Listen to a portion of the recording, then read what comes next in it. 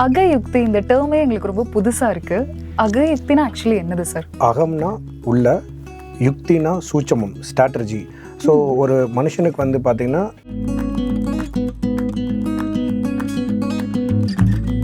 இப்போ ஆட்டிசம் வந்து 68 குழந்தைகள்ல ஒரு குழந்தை வந்து ஆட்டிசம் சைல்டா பிறக்குது அப்படின்றதே ஃபாஸ்ட் ஃபுட்டா இல்லை இந்த ஒரு ஃபாஸ்ட் மூவிங் வேர்ல்டு அந்த மாதிரி நிறைய ப்ராப்ளம்ஸ் இருக்கு. ஆட்டிசம் குழந்தைகள் வரவங்களுக்கு எந்த மாதிரியான மெடிசன் இல்லை ட்ரீட்மெண்ட் எந்த மாதிரி இருக்கும் சார் நம்மளுடைய அகயுக்தியில்? ஆக்சுவலாக ஆட்டிசம் குழந்தைகள் அப்படிங்கிறது பார்க்கறதுக்கு முன்னாடி இது எங்கிருந்து ஆரம்பிக்குதுன்னா, எங்களுக்கு என்ன ப்ராப்ளம் இருக்குது அப்படின்றத நீங்கள் எப்படி ஃபைண்ட் அவுட் பண்ணுவீங்க சார் உடம்புகளில் ஏற்படக்கூடிய பிரச்சனைகளை? ஃபஸ்ட்டு நாடி பரிசோதனை பண்ணுவாங்க. 72,000 நாடியில் மொத்தமாக உயிர் நாடி 12 நாடி இருக்குது. அதில் எந்த நாடி எந்த மாதிரியான மருந்துகள் மாத்திரைகள்லாம் நம்ம சஜஸ்ட் பண்ணுவோம் சார்? அகயுக்தி நேச்சர் கேர் சென்டரில் நாங்கள் மருந்து மாத்திரையே பயன்படுத்துறதே இல்லைங்க. சில பேஷண்ட்ஸ் மருந்து மாத்திரைகள் எடுத்துகிட்டு வந்தாலும்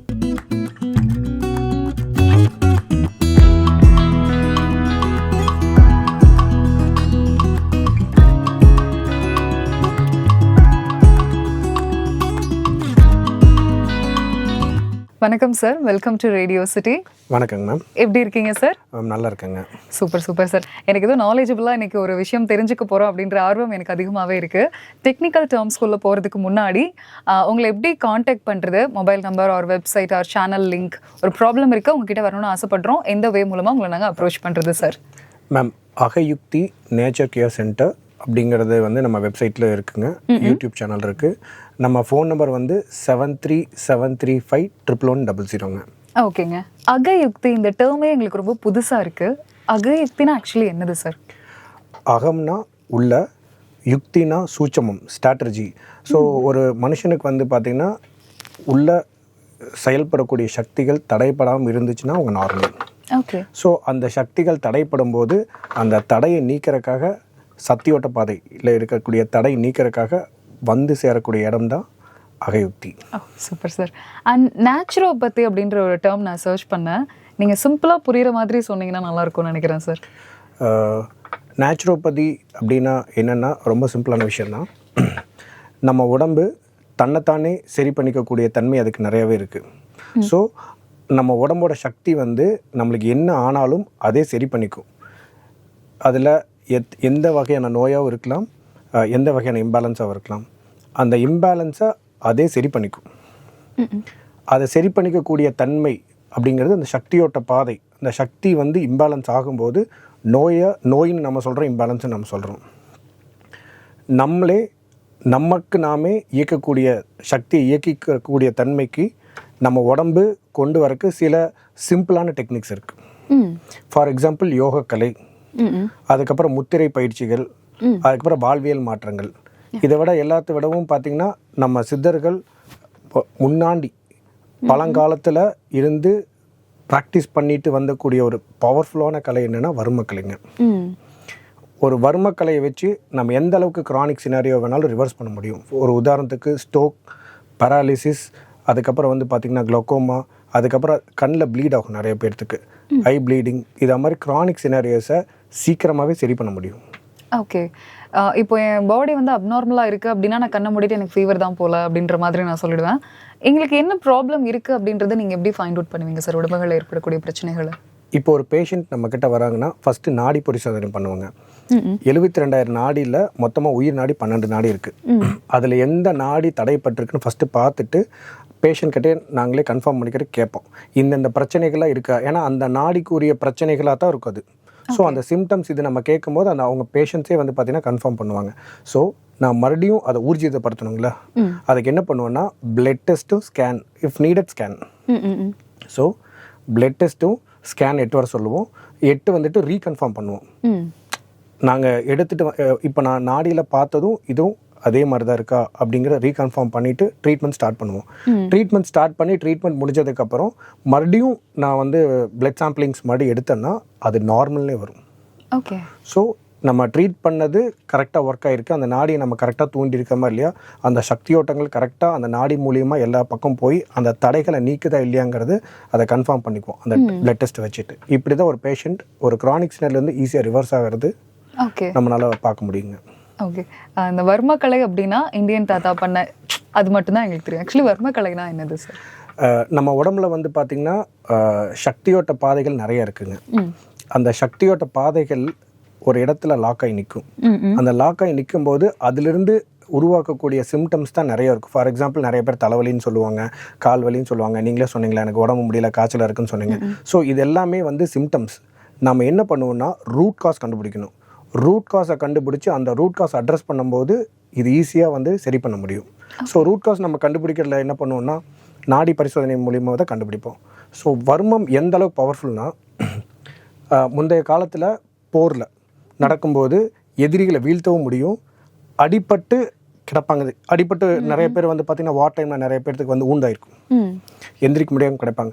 அவங்கள வர்மம் செஞ்சு அடுத்த நாள் போருக்கு உடனடியாக தயார் செய்யவும் முடியும். அந்த அளவுக்கு ரொம்ப பவர்ஃபுல். ஒருத்தர் உயிரோட வைக்கிறதுக்கும் உயிர் இல்லாமல் பண்ணுறதுக்கும் வர்மத்தை யூஸ் பண்ண முடியும். அந்த அளவுக்கு ரொம்ப பவர்ஃபுல்லான கலைங்க. ஓகே. எந்த மாதிரியான மருந்துகள் மாத்திரைகள்லாம் நம்ம சஜஸ்ட் பண்ணுவோம் சார்? ஆக்சுவலாக இந்த அகியுக்தி நேச்சர் கேர் சென்டரில் நாங்கள் மருந்து மாத்திரையை பயன்படுத்துறதே இல்லைங்க.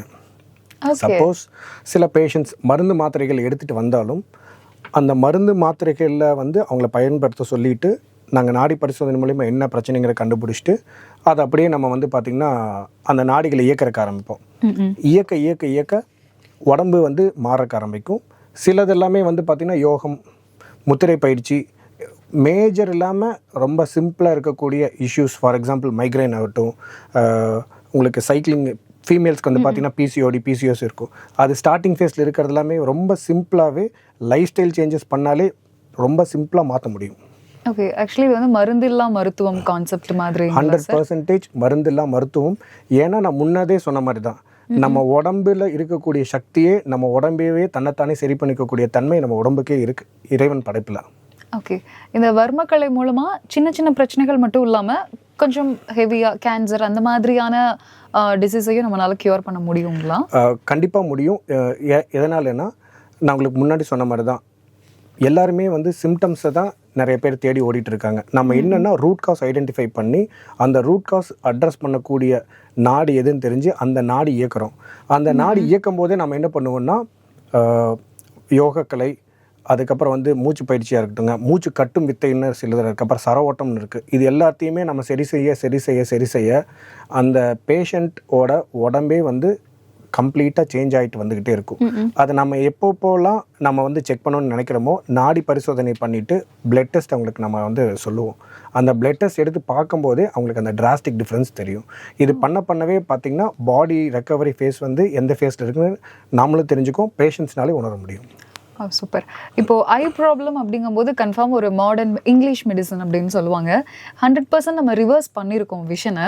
அது என்ன ப்ராசஸ், என்ன ப்ரொசீஜர்? அதை பற்றி ஆக்சுவலாக வந்து பார்த்திங்கன்னா நம்ம கிட்ட குளோக்கோமா, அதுக்கப்புறம் டயபெட்டிக் ரெட்டினோபதி, அதுக்கப்புறம் நிறையா கண்ணிலிருந்து வந்து பார்த்திங்கன்னா ப்ளீட் ஆகும்னு சொல்லுவாங்க, இன்டர்னல் ப்ளீடிங்னு சொல்லிட்டு இப்போ இருக்கக்கூடிய ஜென்ரேஷன்ஸில் வந்துட்டு நிறைய பேர் பேனிக் ஆகிட்டு இருக்காங்க. இதில் வந்து பேனிக் ஆகிறதுக்கு எதுவுமே இல்லை. நம்ம ரூட் காஸ் கண்டுபிடிக்கிறோம். நெக்ஸ்ட்டு வந்து பார்த்திங்கன்னா இது எல்லாமே நரம்பு சார்ந்த பிரச்சனைகள். ஸோ அதுக்குரிய வர்மத்தை நம்ம இயக்க அந்த நாடிகள் எல்லாமே சரியாகி அந்த நரம்புகள் எல்லாமே ரெடியாக இருக்க ஆரம்பிச்சிடும். மெயினாக ஆப்டிக் நர்வ் தான் வந்து இதாகும். ஆப்டிக் நர்வுக்கு ப்ரெஷர் க்ரியேட் ஆகுதுங்கிறது கிளக்கோமா. ஐஸில் வந்து ப்ரெஷர் க்ரியேட் ஆகும், அது கிளக்கோமாங்க. அந்த ப்ரெஷரை வந்து ரொம்ப சிம்பிளாக வந்து சரி செய்யவே முடியும். சூப்பர். இப்போ ஆட்டிசம் வந்து 68 குழந்தைகள்ல ஒரு குழந்தை வந்து ஆட்டிசம் சைல்டாக பிறக்குது அப்படின்றதே ஃபாஸ்ட் ஃபுட்டா இல்லை இந்த ஒரு ஃபாஸ்ட் மூவிங் வேர்ல்டில் இந்த மாதிரி நிறைய ப்ராப்ளம்ஸ் இருக்குது.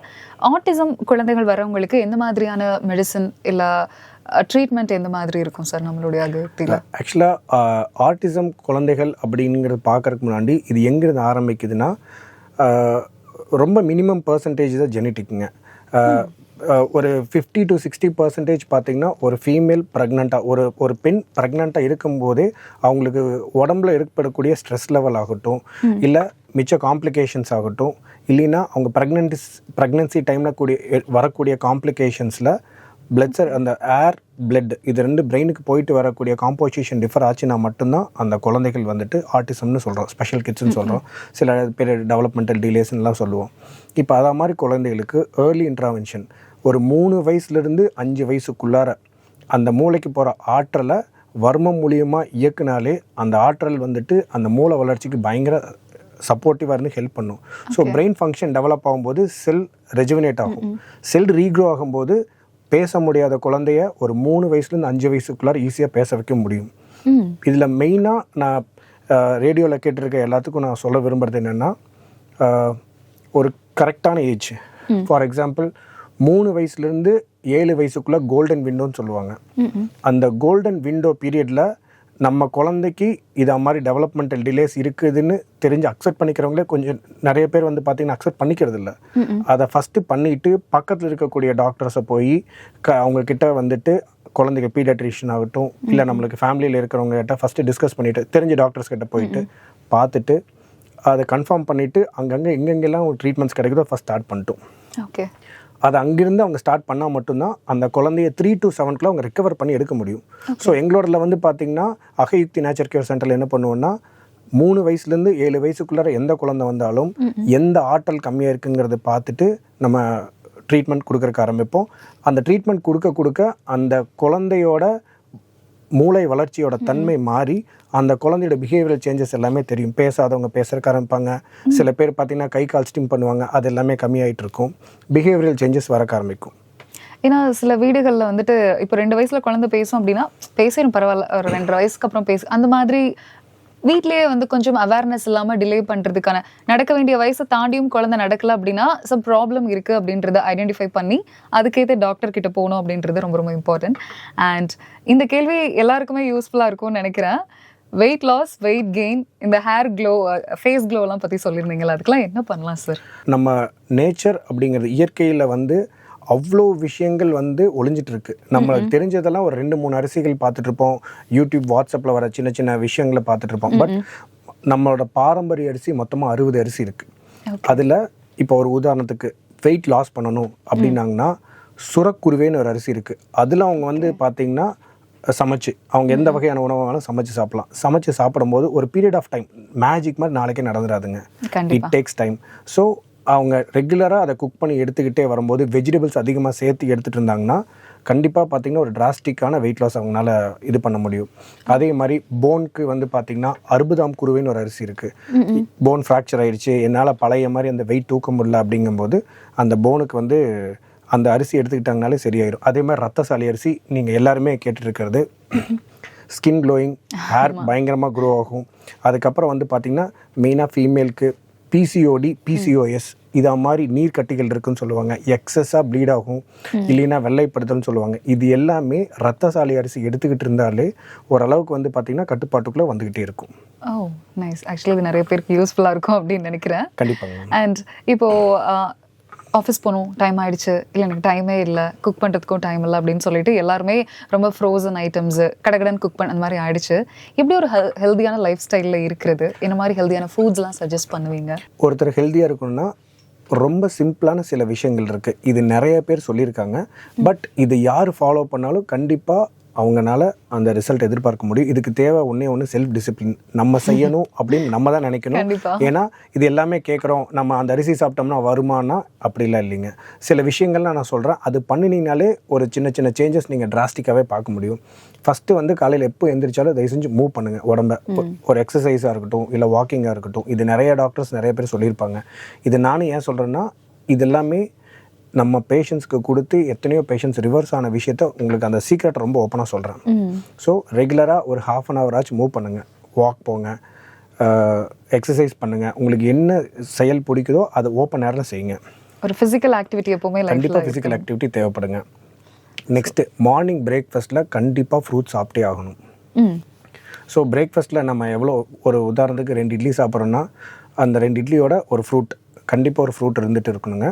மத்தியானம் கண்டிப்பாக கீரைகள் இருக்கணும், ஸ்பினாச், அதுக்கப்புறம் vegetables, green leaf and vegetables கண்டிப்பாக சேர்த்தே ஆகணும். அது இல்லாமல் பாரம்பரிய அரிசிகளில் ஒரு 60 வகையான அரிசி இருக்குது. இது நீங்கள் வந்துட்டு எங்கே வேணாலும் சர்ச் பண்ணிக்கலாம்.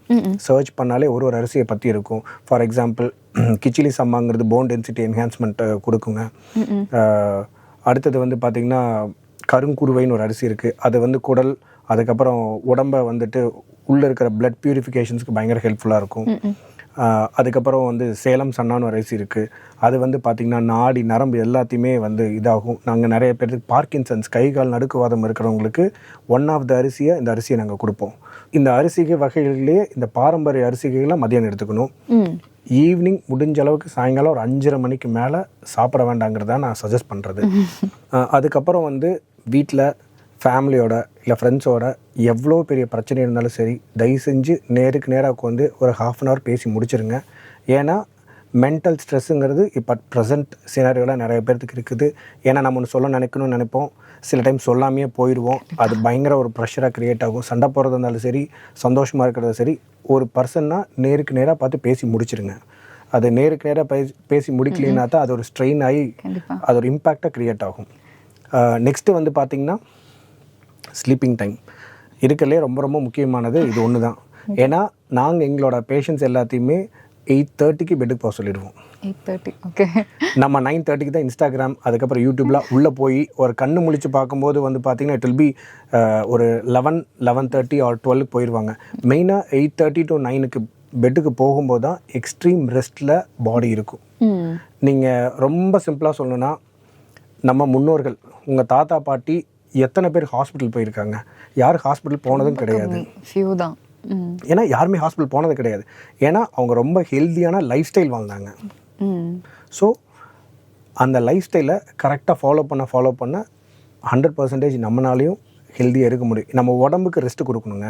நம்ம கண்ணுக்கு ரெஸ்ட்டு கொடுக்கணும், மூளைக்கு ரெஸ்ட்டு கொடுக்கணும். நம்ம வந்து கண்ணுக்கு ரெஸ்ட்டே கொடுக்கறதில்ல, நெக்ஸ்ட்டு வந்து வயிற்றுக்கு ரெஸ்ட்டே கொடுக்கறதில்ல. நான் ஏன் வந்து நீங்கள் வந்து நான்வெஜ் எடுக்கணும், வெஜ் எடுக்கணும், தாராளமாக எடுத்துக்கங்க. அது லஞ்ச் டைம் எடுத்துக்கங்க. நம்மளுக்கு ஈவினிங் 6 o'clock மேலே தான் நம்ம சாப்பிடணும் அப்படின்னு நினச்சிட்டு, ஆமாம் 9 o'clock மேலே தான் போய் I need to have some non veg, இல்லைன்னா 9 o'clock மேலே தான் ஃப்ரெண்ட்ஸோட போய் பார்ட்டி பண்ணுறோம். இது என்ன ஆகுதுன்னா, ஒரு ஸ்டேஜுக்கு மேலே அந்த டைஜஷன் வந்து லிவர் அண்ட் ஸ்ப்ளீன் இதெல்லாமே கம்ப்ளீட் டைஜஸ்டிவ் சிஸ்டம் வந்து ரொம்ப கொலாப்ஸ் ஆகுங்க. அது நெக்ஸ்ட் டே உங்கள் ஒர்க்கில் ரிஃப்ளெக்ஷன் தெரியும். ஸோ அதனால தான் இந்த சிம்பிளான விஷயத்தை ஃபாலோ பண்ணி தான் நாங்கள் எத்தனையோ பேர்த்த ரிவர்ஸ் பண்ணியிருக்கோம்.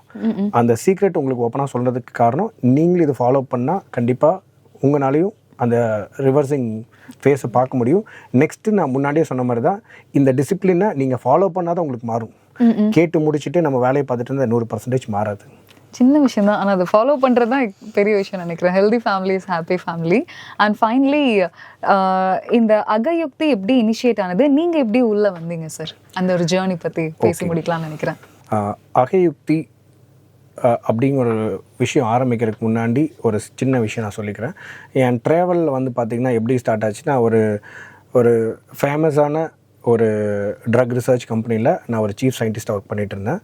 ஃபேமிலியில் எக்ஸ்பெக்ட் பண்ணாத ஒரு டெத் எல்லாத்தையும் உலுக்கி போட்டுச்சு. ஒரு ஆட்டோ இம்யூன் சினாரியோவில் என் ஃபேமிலியில் ஒரு பர்சன் இறக்குறாங்க. இவ்வளோ மெடிக்கேஷன்ஸ், இவ்வளோ டெக்னாலஜிஸ் இருந்தும் இந்த உலகத்தில் நம்மளால் எதுவுமே செய்ய முடியலையா? நம்ம ஏதாச்சும் கண்டிப்பாக ஏதாச்சும் ஒன்று செஞ்சு, நம்ம இவ்வளோ தூரம் சாக்ரிஃபைஸ் பண்ணி நம்ம இவ்வளோ தூரம் வந்ததே something we need to find and help the people. மக்களை காப்பாற்றணுங்கிறது தான் எல்லாருமே end of the stage. Medicines கண்டுபிடிக்கிறது, ட்ரக்ஸ்லேருந்து எல்லாருமே அதை காப்பாற்றுறதுக்காக கண்டுபிடிக்கிறாங்க. அந்த இடத்துலேருந்து எதுவும் பண்ண முடியலன்னு நினைக்கும் போது தான் ஒரு நிறையா பக்கம் அந்த விஷயத்தை தேடி அலைஞ்சு end of the day when student is ready guru அப்பியர்ஸ்ன்னு சொல்கிற மாதிரி ஒரு குரு கிடச்சாரு. ஆல் ஓவர் த வேர்ல்டு நிறைய நான் ட்ராவல் பண்ணேன். உடம்போட சூட்சமங்கள் எல்லாம் அங்கே தான் கற்றுக்கிட்டேன். அங்கே இருந்து மக்களுக்கு ரொம்ப சிம்பிளாக ஒரு அவேர்னஸ், நம்ம உடம்பை நாமளே தெரிஞ்சுக்கிட்டாலே போதும், எத்தனையோ விஷயம் சரி பண்ண முடியுங்கிற விஷயத்த நான் தெரிஞ்சுக்கிட்டு அங்கேருந்து ஸ்டார்ட் பண்ணது அகயுக்தி. கிட்டத்தட்ட 11 இயர்ஸாக ரன் பண்ணிருக்கோம். Super sir, congratulations.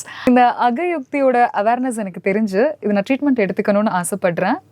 எங்கெல்லாம் இருக்குது, எங்கெல்லாம் நான் வந்து ட்ரீட்மெண்ட்ஸ் எடுத்துக்கலாம் சார்? அகயுக்தி வந்து பார்த்திங்கன்னா இந்தியாவில் கோயம்புத்தூர் சின்ன வேடம்பட்டியில் இருக்குங்க. நெக்ஸ்ட்டு இன்னொரு பிரான்ச் வந்து மலேசியாவில் இருக்குங்க. Okay sir. பொதுவாகவே கிட்ஸுக்கு வந்து மொபைல் ஃபோன் யூஸ் பண்ணக்கூடாது, டிவி அதிகமாக பார்க்க விடக்கூடாதுன்னு சொல்லுவாங்க. பட் குழந்தை அழுகுது அப்படின்னா, இல்லை சாப்பிட அடம் பிடிக்குதுன்னா கையில் கொடுத்து ரொம்ப பெரிய தப்பு பண்ணிகிட்டு இருக்கோம், தெரிஞ்சோ தெரியாமலோ. அதை எப்படி கண்ட்ரோல் பண்ணலாம்? மொபைல் யூஸ் பண்ணுறதுனால என்ன மாதிரியான ப்ராப்ளம்ஸ்லாம் வருது, முக்கியமாக ஆட்டிசம் கிட்ஸுக்கு, அதை பற்றி சொல்லுங்கள் சார். நாங்கள் ஜென்ரலாகவே வந்து இது வரைக்கும் கிட்ஸுக்கு வந்து மொபைல் கொடுக்க வேணான்னு ஏன் சொல்கிறோம்னா, நம்ம ஸ்க்ரீன் டைம் அதிகமாக பார்க்கும்போது நியூரோ பிளாஸ்டிசிட்டி வந்து பார்த்திங்கன்னா 7 வயசு வரைக்கும் தான் அந்த குழந்தைக்கு இருக்கும். 7 வயசுக்கு அப்புறம் கம்மியாகிட்டே வரும். நம்ம டக்குன்னு அந்த பிக்சர்ஸ் மாறும்போது அந்த கண் பார்த்துக்கிட்டே இருக்கும் அந்த குழந்தையோட கண். அது ரொம்ப ஸ்பீடாக மாறும்போது பிரெயினில் டோபமின் லெவல் வந்து ஹிட் ஆயிரும். இப்போ நம்மளுக்கே வந்து டோபமின் லெவல் ஹிட் ஆகிறனால தான் அதுலேருந்து வெளியே வர முடியாமல் இருக்கிறோம். ஸோ யங் ஸ்டேஜில் இருக்கும்போது சப்கான்ஷியஸில் பயங்கரமாக சேவ் ஆகும். அவங்க வந்து அந்த ஃபேஸை பேலன்ஸ் பண்ண முடியாமல் அந்த ஹார்மோனை எந்த அளவுக்கு ஹிட் ஆகுதோ அதை சப்சீட் பண்ண தெரியாமல் அவங்க அப்படியே பிஹேவியரல் சேஞ்சஸ் கொஞ்சம் கொஞ்சமாக ஸ்டார்ட் ஆகி வந்துகிட்டே இருக்கும். ஸோ அதனால தான் நிறைய குழந்தைகள் வந்து மொபைல் யூஸ் பண்ணுறதுனால நிறைய பிஹேவியரல் சேஞ்சஸ் இருக்குது. நெக்ஸ்ட்டு மொபைல் யூஸ் பண்ணிகிட்டே இருக்கும்போது அவங்க பிரெயின் அந்த அளவுக்கு வந்து பார்த்திங்கன்னா எனர்ஜி வந்து பார்த்திங்கன்னா லாஸ் ஆகிட்டே வரும். ஸோ அதனால தான் வந்து பார்த்திங்கன்னா அந்த டிலேஸ், அதுக்கப்புறம் ஒரு ரொம்ப குறும்பு செய்கிறது, அவங்க அந்த அடிக்ஷன்லேருந்து வெளியே வரவே முடியாமல் இருக்காங்க. நம்மளே இந்த மொபைலில் வந்து நம்ம இது ஸ்க்ரால் பண்ணிகிட்டே இருந்தோம்னா அந்த அடிக்ஷனில் தான், ஏன்னா நம்மளுக்கு டோபமின் தான் ஹிட் ஆகும். நம்மளுக்கு ஹிட் ஆகிற அதே ஹார்மோன்ஸ் தான் அவங்களுக்கு ஹிட் ஆகும். நம்மளே வெளியே வரக்கு நிறைய விஷயம் பண்ணி வெளியே வரும்போது அந்த பிஞ்சு குழந்தைகளுக்கு வெளியே வர தெரியாது. அது எக்ஸஸாக செக்ரீட் ஆகும்போது அந்த குழந்தைகள் ரொம்ப கஷ்டப்படும். ஸோ அதனால தான் அந்த சேஞ்சஸ் எல்லாமே அந்த குழந்தைகிட்ட பார்க்குறோம். ஆட்டிசம் கிட்ஸ் அவங்களுடைய ஃபோன் யூஸ் பண்ணுறது அதை பற்றி சொல்லுங்கள் சார். ஆட்டிசம் கிட்ஸ்க்கு வந்து பார்த்திங்கன்னா குழந்தை அழுகுது, சத்தம் போடுது அப்படின்னு சொல்லிட்டு கொடுப்பாங்க. மெயினாக வந்து பார்த்திங்கன்னா ஆட்டிசம் கிட்ஸுக்கு வந்துட்டு ஒரு கிட்டோட பிரெயினோட ஃப்ரீக்வன்சி லெவல் ஒரு மாதிரி இருக்கும். இந்த ஃபோன் அவங்க அதிகமாக யூஸ் பண்ணும்போது நீங்கள் பேசுகிறத அவங்க நோட்டே பண்ண மாட்டாங்க. ஃபோனில் என்னென்ன ரைம்ஸ் வருதோ எது வருதோ அது டேரெக்டாக போய் சப்கான்ஷியஸில் வரும். ஸோ ஒரு பேரண்ட்டும் அந்த கிட்டு கூட நீங்கள் ரொம்ப ஓப்பனாக உட்காந்து நீங்கள் தான் பேசணும்.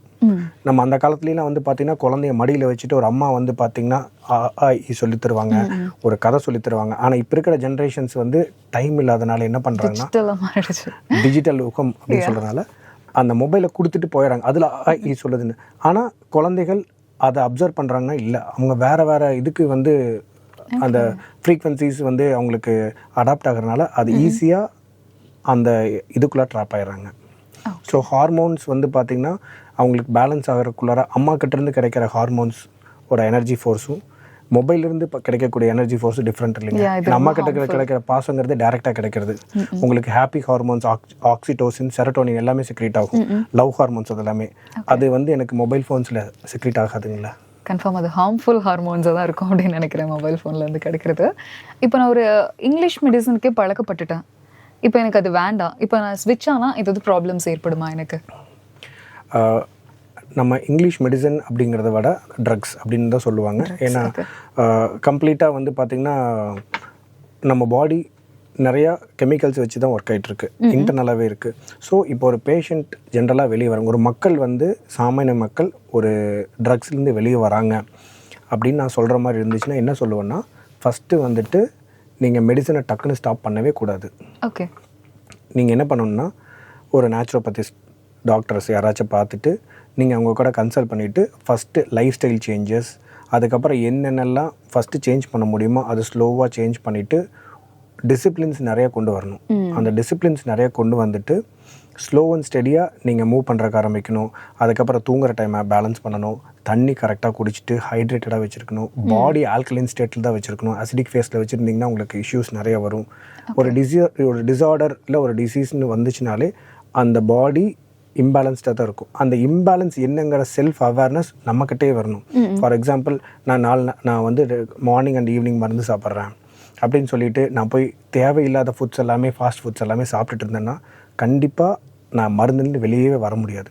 ஸோ செல்ஃப் அவேர்னஸ் வந்து அதுக்கு தகுந்த மாதிரி உணவுகள் எடுத்து அதுக்கு தகுந்த எக்ஸசைஸ்லாம் பண்ணி யோகம் பண்ணிவிட்டு அவங்களால எது முடியுதோ அவங்க பண்ணிகிட்டே இருந்தாங்கனாலே அவங்க பாடி சேஞ்சஸ் ஈஸியாகவே தெரியும். ஒரு டாக்டரோட சப்போர்ட்டோட அவங்கனால ஈஸியாக அந்த மருந்துலேருந்து வெளியே வரவும் முடியும். லாஸ்ட் கொஷின், இப்போ எனக்கு வந்து இன்ஸ்டண்ட்டாக ரிசல்ட் வேணும். இன்றைக்கி எனக்கு ஃபீவர் இருக்குது, ஹாஸ்பிட்டல் போகிறேன், மாத்திரை போட்டேன், நாளைக்கு நான் ரெக்கவர் ஆகணும், இப்படி தான் நாங்கள் பழக்கப்படுத்தி வச்சுருக்கோம். இப்போ யுக்தியில் இப்போ ஒரு ப்ராப்ளம்னு வர அது க்யூர் ஆகிறதுக்கு எவ்வளோ டியூரேஷன் கொஞ்சம் எடுத்துக்கும் சார்? இன்ஸ்டன்ட்டுன்னு இந்த உலகத்தில் எதுவுமே கிடையாதுங்க. ஏன்னா ஒரு கரு உருவாகிறதுக்கு கிட்டத்தட்ட அந்த கரு உருவாக்கி அந்த குழந்தை வெளியே வரக்கு நம்ம கிட்டத்தட்ட நியர்லி ஒரு 10 மாதம் சுமந்து தான் வருதுங்க. அதே மாதிரி ஒரு வியாதி வருதுன்னா இல்லை ஒரு நோய் வருதுன்னா அது டக்குன்னு மட்டும் வரவே வராது. நம்ம எடுத்துக்கக்கூடிய உணவாகட்டும், இல்லை நம்ம இருக்கக்கூடிய பழக்க வழக்கங்களாகட்டும், என்விரான்மெண்ட், லைஃப் ஸ்டைல் சேஞ்சஸ், எத்தனையோ விஷயம் இருக்குது.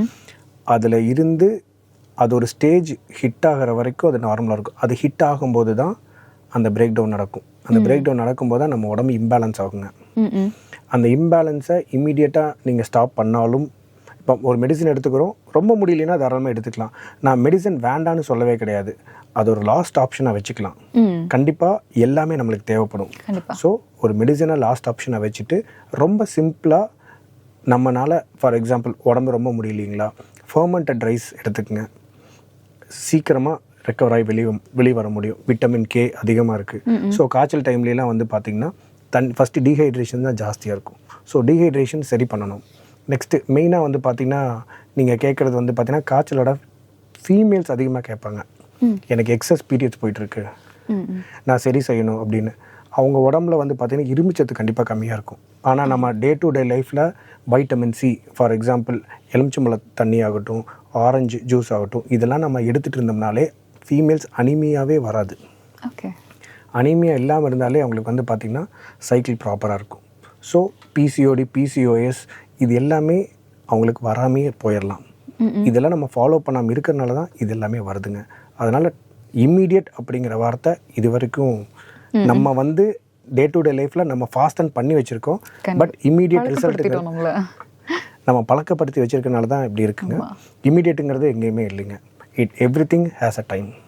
எஸ், நம்ம வந்து பேக் டு நேச்சர் ஆகிறதுக்கும் கொஞ்சம் டைம் எடுத்துக்கும். பட் நீங்கள் ஒன்ஸ் அதை எக்ஸ்பீரியன்ஸ் பண்ணிங்கன்னா கண்டிப்பாக அதை விட்டு வெளியே வரவே மாட்டீங்க.